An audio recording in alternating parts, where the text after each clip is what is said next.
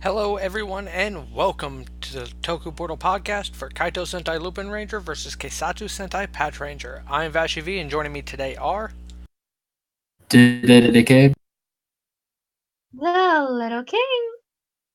And dry. And today we're going over episode 44. So we start with the narrator recap. Satoru returns to Keiichiro. Noel got away. Satoru says he must be guilty since he ran. And returns Keiichiro's VS changer. Giddy leads the thieves to Noel, who's just absolutely exhausted. Toma and Kairi point their blasters at him. Noel regrets not telling him a secret earlier and admits that indeed he's not human. Top. Oh man, heart-wrenching and kind of frustrating at the same time. Obviously the emotions are there and I'm a sucker for Noel, but frustrating both in the sense that one, the police aren't willing to hear him out, and two, I honestly feel like this would have been a lot more effective. Not that it wasn't, but more so if this was earlier on. Like a couple episodes, at least at most 10 after Noah was introduced, you know? Give us that kind of suspension early on instead of the endless fillers, you know? If you had done this maybe 5-10 episodes earlier, where we're still kind of jumpy a little bit about Noel, we don't really know what the deal is with him, and we find this out, this would have really had a much bigger impact, I believe. Nevertheless, it did hit the marks it wanted to, just not as hard as I wish it could have. I kind of agree. Part of my problem with last week's episode was that I in no way believed that Noel could be a spy at this point. So, my only conclusion is that this is a setup. Also, he ran away. He must be guilty. Never mind the fact that I was firing a gun at him. Ignore that part, which you do.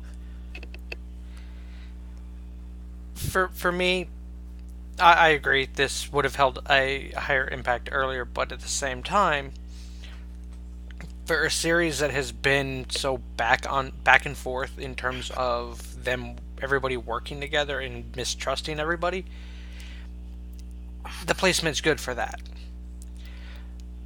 The thing that kind of adds to the whole he could be a spy thing is he's not human. Because he in no way, alluded to the fact, and, this is all new information, which throws everything he's doing into doubt, considering the fact that he still wasn't being open about everything. At this point, all we knew is he works for Lupin, and he wants to bring somebody back. That was it. Oh, and he's supposedly playing the cops. So, him being a spy wasn't outside of the realm of possibilities.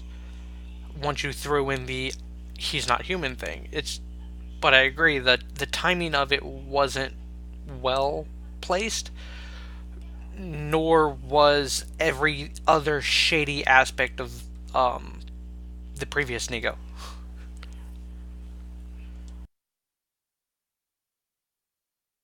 Yeah, Satoru is definitely acting strange as well to see.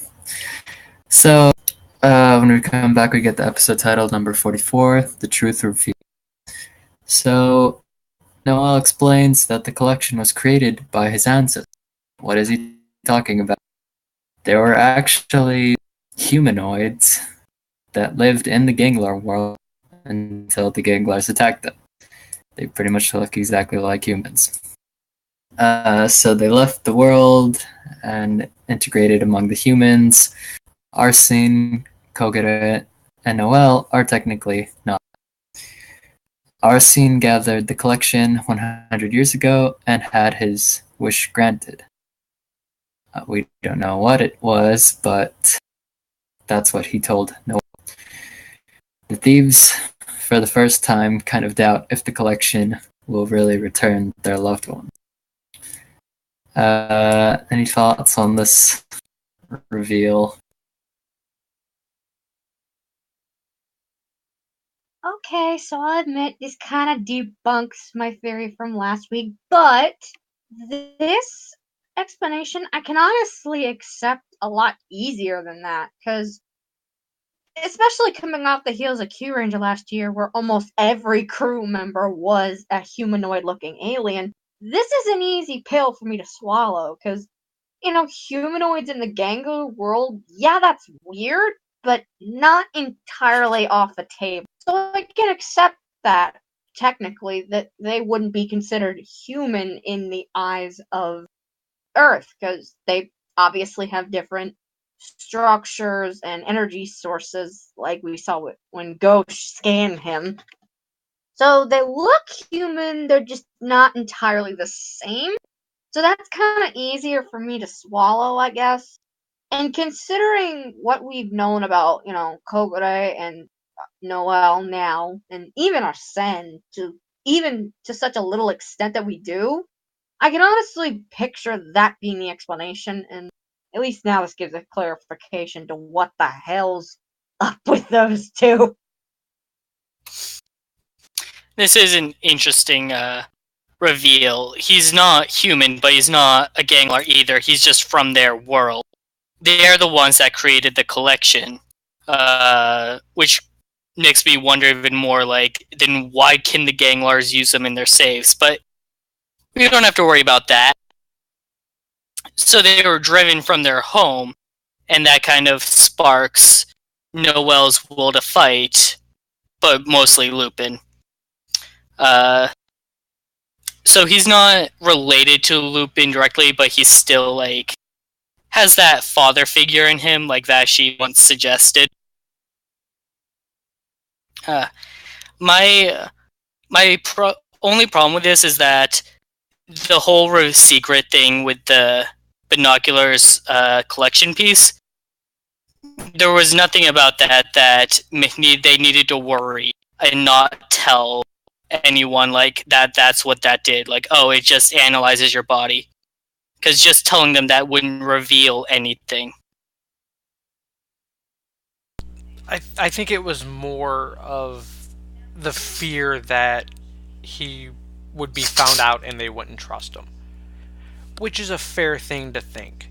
Because as far as they know of at this point, the only thing in the Gangler world at any point were the Ganglar. So if he's not human, the only place he could be from is the Gangler world, which would make him a Gangler. But just telling, if they ask, so what does that binocular piece do? Saying, it scans your body. Just telling them that wouldn't have given anything away. With his fear in reaction to it, it would. Because that was his, apparently, obviously, his big whole worry was that he would get scanned, it would be found out, and it would be revealed. Because I'm assuming by this point he's grown rather fond of the LupinRangers and the PatoRangers, so having that come out in that manner would be bad. What I'm saying is that he didn't have any reason to be that afraid of it in the first place, because they can't use those kinds of collection pieces. Right, they couldn't. It was more of basically the way it ended up getting used this time. That was the worry. That's why he had him get away from it, because he was in range of being scanned. But beyond that, yeah, you're right. He could have handled it a little bit differently, I guess, and just made sure his ass was out of the way. He could have said, it scans your body so it can point out weaknesses, and that would have been enough of a reason to say, hey, get the hell out of Dodge. That's fair. But doing that would have this is just a little nitpick. It doesn't actually bother me. Aside from that, this was still handled really well. The issue I have with the explanation of his past that I have is a simple fact of we're now 44 episodes in and we're just now learning that other things were in that world.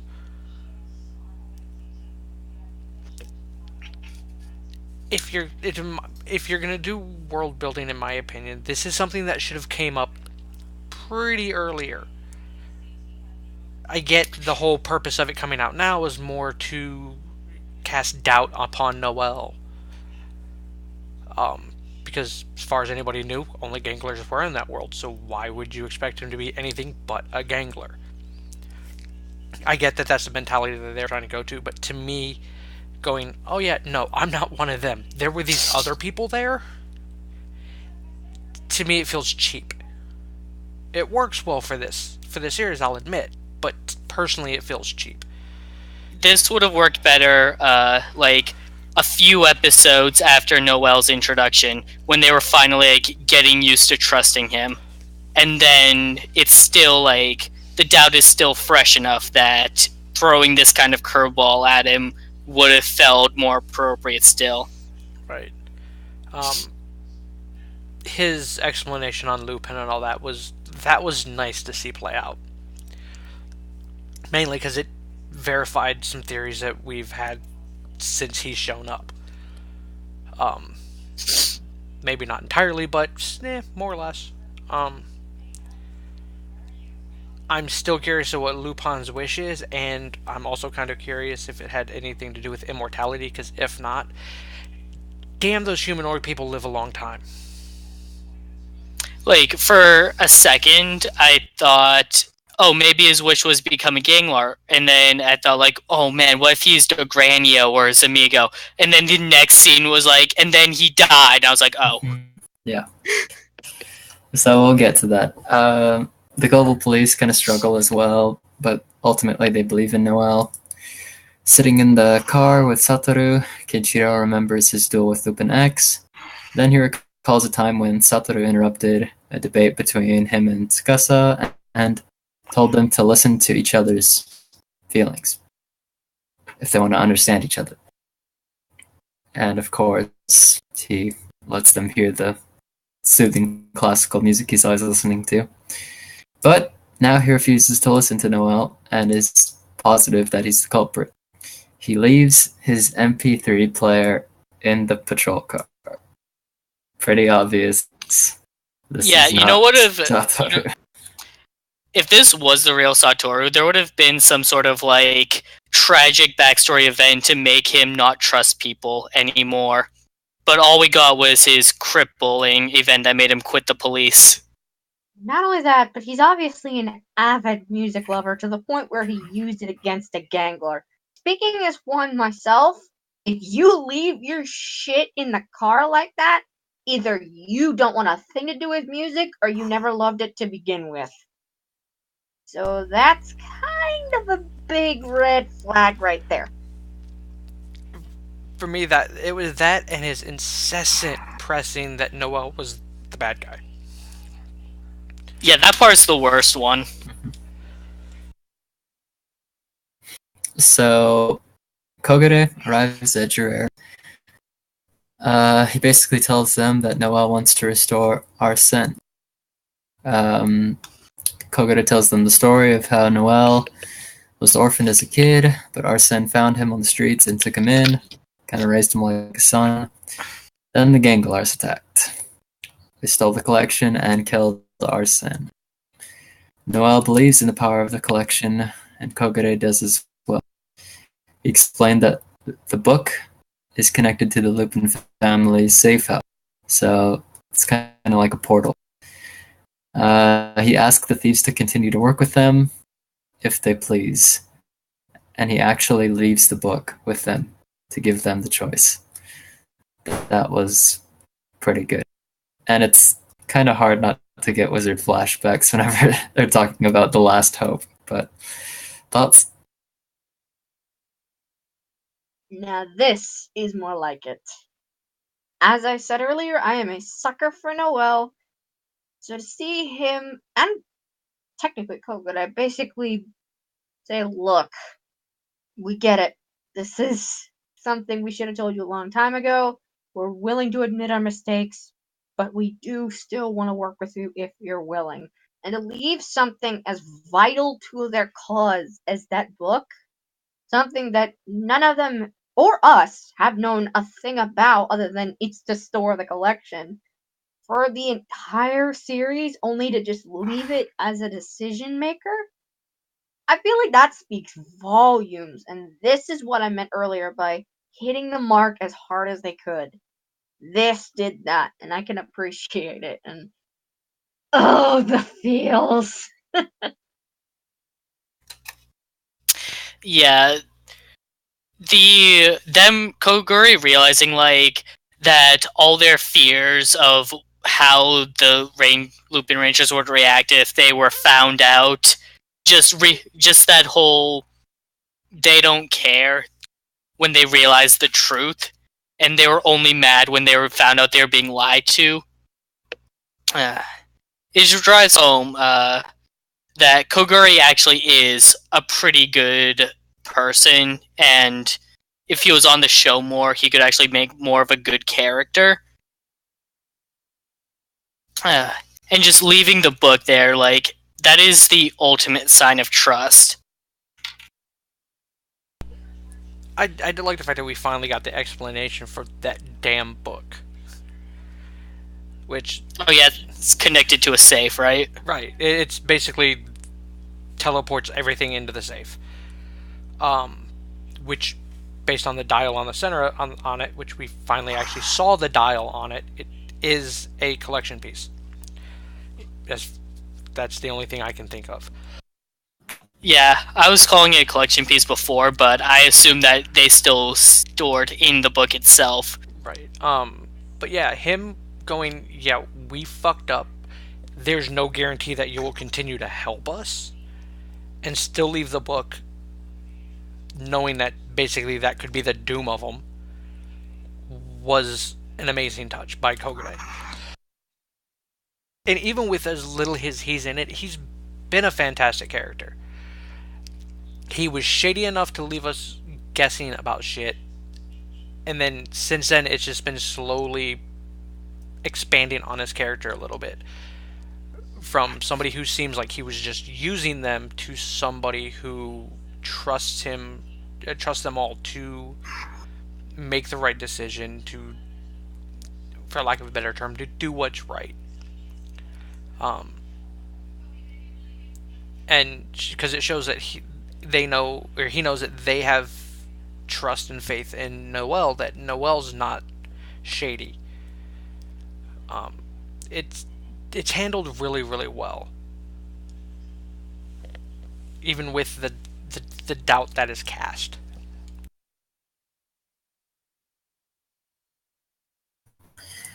Yep, so Sakuya and Tsukasa start thinking logically. Sakuya realizes that information has been leaking since before Noelle showed up, and Tsukasa remembers info being leaked that Noelle himself gave to France HQ, so the leak is coming from France. The global police meet with Satoru and reveal that they know the truth. Noelle isn't a spy, and Satoru isn't the same. Keiichiro shows that his MP3 player doesn't have a single song on it. Satoru is impressed and uses a collection piece. The police all point their guns at each other. Noelle breaks the spell and admits that he used the same power on him to make him shoot at the police in the last episode. Noelle learned that Satoru was the leaker, but didn't think he was a gang lord. And, breaks his disguise with a card. He basically used a collection piece to change his voice, and another, which was Tokagale's, to control people's bodies. He imitated Hilltop to set up Noelle meeting with Tokagale. And yeah, holy crap, the Ganglar continues to talk in Satoru's voice. So creepy and sad, because he doesn't even know what happened to Satoru. But if he's become a disguise, then he's probably dead. Thoughts? That demented little shit. It's bad enough that he pulled that kind of shit, like trying to frame Noelle, but the fact that you're using somebody who has so much connection to the Pat Rangers, and using him as a friggin' means and not even caring about whether or not he's dead. Oh my god. I love when Sentai gives me villains that I want to see killed painfully. This dude is one of them. Yeah, this guy is a really good villain. Just the way, when you consider his plan, like, hey, he has a collection piece that doesn't really do much for him. Hey, there's a kind of useless gangler that has a really strong collection piece. Yoink, take that, give him the useless one as a gift from Noel, and then just go to town. Ugh. Like, I'm kind of sad that this guy only lasted 2 episodes, because there's a lot of potential for him. Like there is. It's like I get that it would get old quick. Like if he had showed up earlier and just it had been a series of disguises that he shows up in, doing testing out different plans and all that, I realize it would have got kind of old quick. But at the same time, it would have worked out really, really well.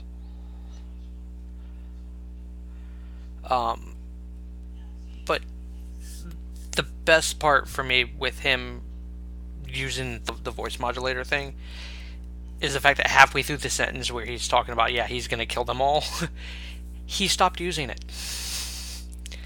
which made it exceptionally creepy. Though I did want to point out, we have to give Keiichiro credit here.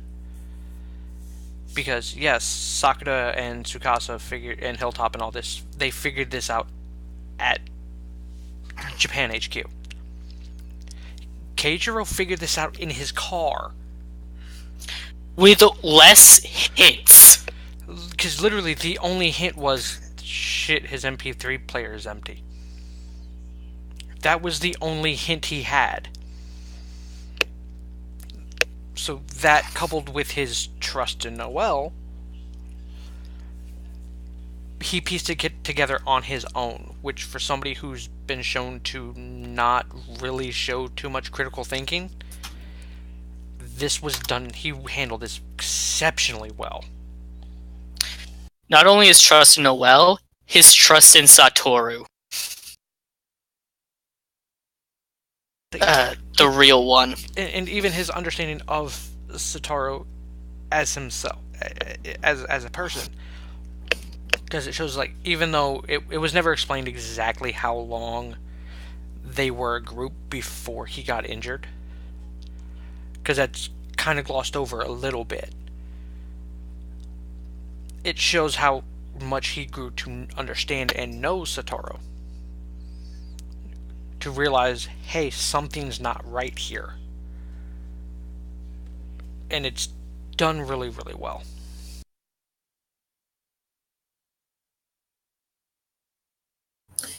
Yeah.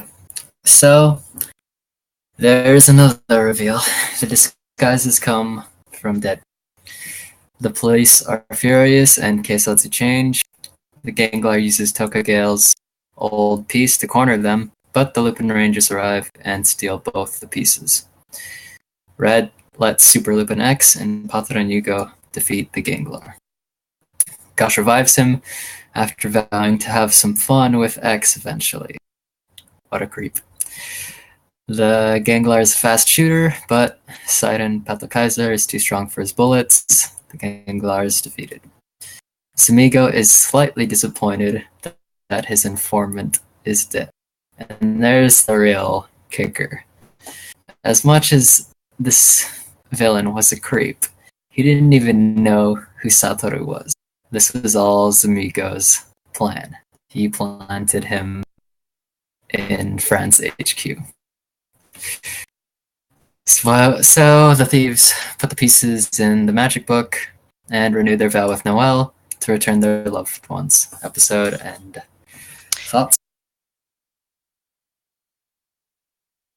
Oh my god, again, the feels this episode. killing me right now. And this revelation, not just the fact that he was planted in France HQ and didn't even realize who the hell Satoru was, but the fact that the disguises come from dead people, yeah, that kind of puts a lot of the show in perspective. Every disguise we've seen was probably one of Zamigo's victims, and then probably either he or Ghosh got a hand on them and turned them into disguises for all of the ganglers we've seen thus far. And my god, does that really just kick you in the gut when you realize every single one of those disguises is somebody who's in vain. Just because a fucking monster needed to hide. I'm going to talk more about that later, but first, I want to talk about Zamigo here. This is the content that we've been missing from Zamigo. This behind the scenes, he's been doing stuff this whole time, he's had this plan. This is the kind of character stuff that I wish we had gotten more of for him throughout the series. Also, the thieves renewing their vow with Noelle was just a beautiful moment. That was by far my favorite moment in this episode. And I agree. This is the type of stuff that I wish we had gotten more of from Zamigo, because we've gotten a very little bit of it. I think the last thing that we knew he was involved in was right before Kyrie got Super Lupin Red, because he was involved with that Ganglar. It's the whole reason Zamigo was there.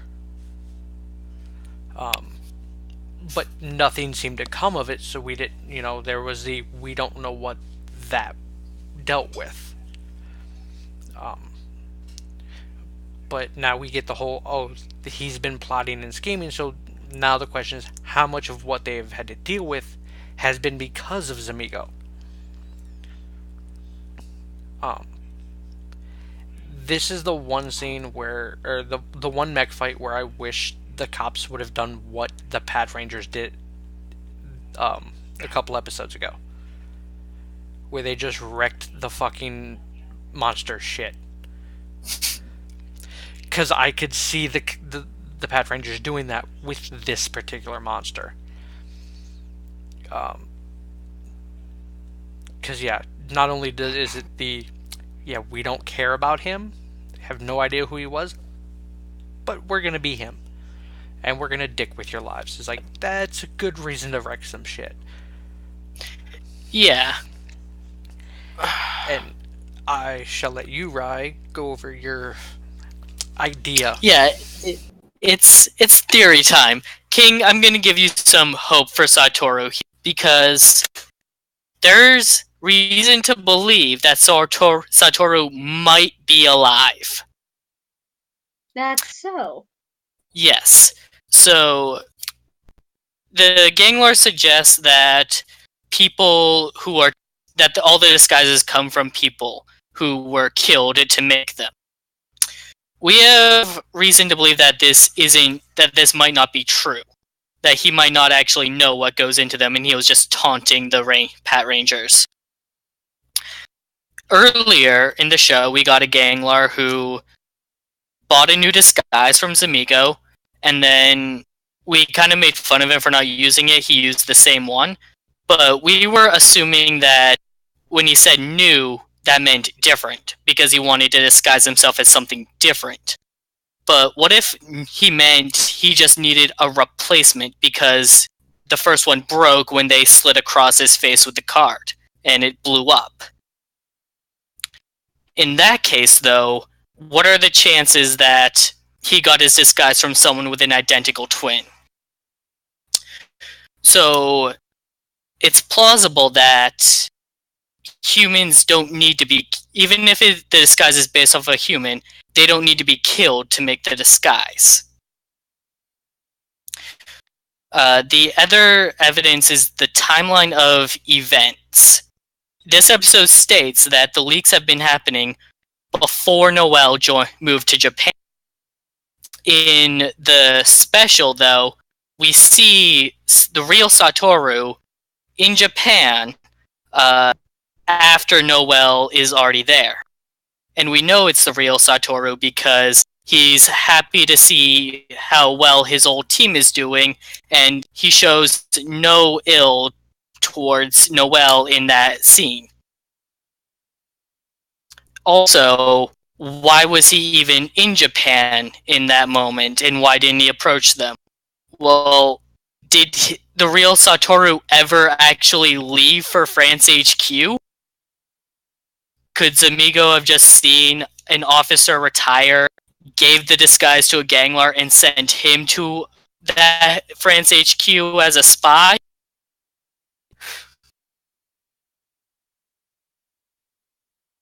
Huh. So I'm gonna play devil's advocate on that only because. Well, no, I just thought about it. Me and Ryan talked about this earlier, and I didn't think about it. There is a possibility that once a disguise is made, it can be remade. Yeah, I was also considering that possibility. Which, like, so if they are getting them from dead people, they only need the dead person once, and they can. But at the same time, that seems unnecessary, considering the fact that half of them don't need to change their disguises more than once. Mainly because they get caught and they're fucked.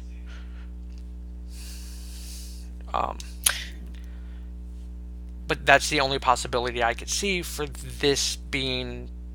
Like, it could just be that the way the process is that when you is that like they basically take the blueprints for a human for their appearance and kill them in the process, and then they have those blueprints to make the disguises. Right. And to play devil's advocate to my own devil's advocate, we also have the fact of who are they getting disguises from? Zamigo, who may or may not be in league with Gosh on this.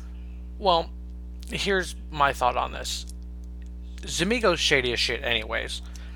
Yep. We already know that he's not actually killing people that we think he's killing. That's what they made it sound like, yes. Right, because they basically pointed out, nope, he's just teleporting them somewhere. So what if he just teleported Satoru? Has him frozen up to make a disguise out of him. Right, it's like there's no guarantee either way. I considered that. I considered that as well. And you know what I thought of when I considered that? He has the LupinRanger's loved ones. Make disguises out of them. Oh. Which I see that possibly being a thing. That would make a great lead into his defeat. Right. And a harsh one. Here's the question though. Does he know that he has them? Oh yeah, huh? Because he doesn't know who they are. He just does it at random because it's fun. Because he's an ice-eating prick. Well, if he ever figures it out. Yeah, but he doesn't know their identities. Destra kinda did, and even then. Destra only figured it out on accident. And even then, he didn't know precisely who they were, where they lived, and what their names were. Right, it's like, but... I don't know, like, here's the thing. With some of those kills, I can understand, like, for Tuma's fiancée, she was in a park where Zamigo walked in and wrecked everyone that was there. But same thing with Umika. He actively walked by Kairi, ignored him, and went straight for his brother in an alleyway. Like, that feels like a targeted attack to me. And that helped fuel my suspicions that Kogori was actually Ganglar early on. but that turned out to not be true, so I don't know. Was it really just a random attack? So through all of this, I have a theory, which I'll end my thing on. I have a theory that Zamigo isn't entirely a Ganglar. Oh? And he's manipulating events, i.e. getting Kyrie and all of them to be LupinRangers. Basically knowing how it was going to play out, because he's Zamigo, he's not dumb. As far as we can tell. So for him to do this, to get rid of Dogranio. That could be the case. And him do the whole I'm the rightful whatever. Yeah, I'll be the heir. And then And I don't need to take over the world to prove it. No, I can just get 3 whoops to do it for me. I can just take out all of the competition. By literally doing nothing but taking out a handful of people. Because, I mean, he really hasn't done anything proactively against the LupinRangers. Yeah, he's fought Red, but that's more out of boredom and entertainment. He hasn't actively tried to harm them. It's just been more one of those, you're in my way, please move along. And then him doing all of this behind the scenes is more the, well, why are you doing this? What are you getting out of it? That's my theory.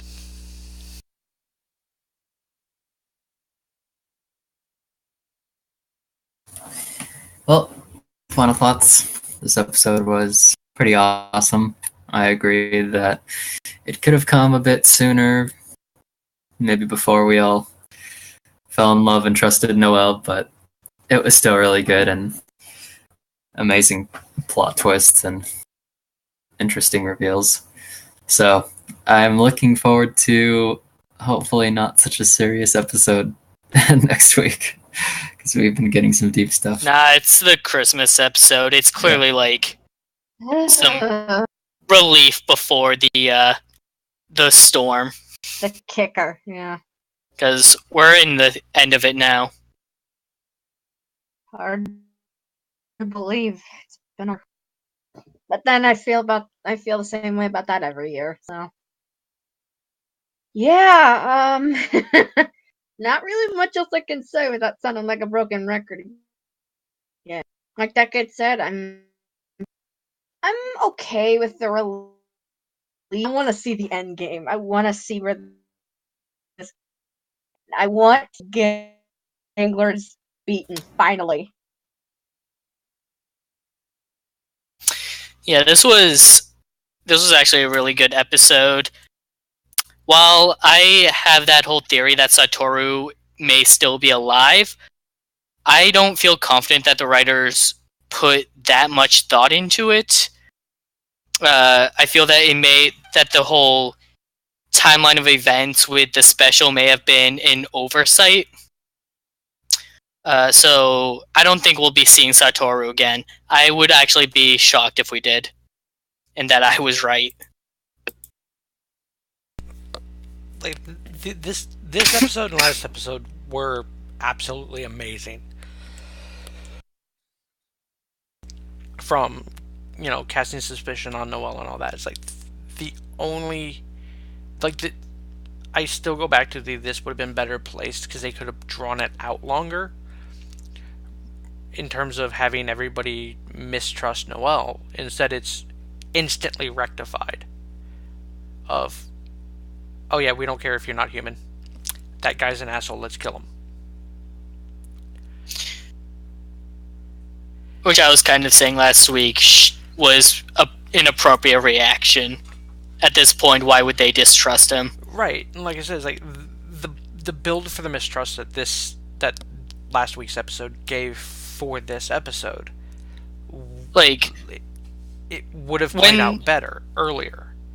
Thinking about it, like, when they had reason to believe he might have been a Ganglar, they don't know about the contest, by the way. This entire contest that this entire show is, like, based off of, they don't know about that. but the idea that he could have been a ganglar to them, and so he could have just been using them to take out other ganglar for his own purpose, there would be reason to mistrust him there, and I can understand that. But then finding out, like, oh no, he's just a guy. Okay. Right. This could have been handled better earlier in the series, especially considering the fact that earlier in the series is when we had all the mistrust with everybody. It because the Pat Rangers are more warming up to the Lupin Rangers. Not as much as I would expect by this point in the series, but they're still kind of warming up to him and learning to trust him and all that to to reach a common goal. So if this would have happened when, Keiichiro and Kairi were at each other's throats, it would have played out better and could have been used more for story and plot. In terms of progressing it rather than waiting until the last 10 episodes to ramp everything up. But it was still done well. It had good emotional weight and everything to it. So, on one hand, I'm disappointed. On the other hand, it was really good.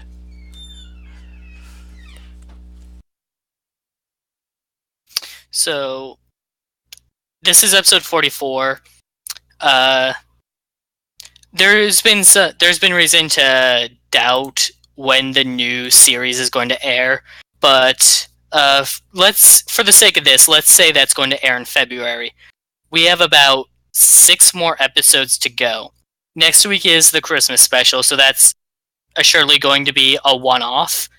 Then we got 5 more episodes after that, so I'm imagining a 3-episode arc finishing off Zamigo, leading into the final battle with Dogranio and Gosh, and then the 2-episode finale. That's my prediction. It's a good prediction, but I don't think we'll be gambling here, so. I would like that, but I have a feeling they're just going to rush through it. Because it's still whether or not because there's supposed to be a miniseries between this and the next season. It's whether or not that'll air on TV. Yeah, which is what I'm saying. Like, let's just say that this show is ending in February, as per the normal for Sentai. I would like to see that do everything because it would give a proper wrap up instead of having to haul ass through everything. Because we still have basically three big bads to deal with. We have Gosh, Dogranio, and Zamigo. Gosh, thankfully, can be tied into Dogranio's battle. Right, which... Hopefully it's better than Juoger did it, though. Yeah. God, that's terrible. Hell, we could even get 2 episodes to Zamigo, 1 episode to Gosh, and then the 2-part finale dealing with Dogranio. Which is similar to how Shinkenger did it. Right, and it could be done really well, and I have no doubts that even if they do just ramp everything through a couple of episodes, I have no doubts that it'll be handled amazingly. I would just like to see it drawn out a little bit. If only for story, because we're getting so much so quick at this point. Because it hasn't been story focused, but now we're in the end game, so they gotta give us something. Right. It would be a shame if the series ended and it felt no different than how it started.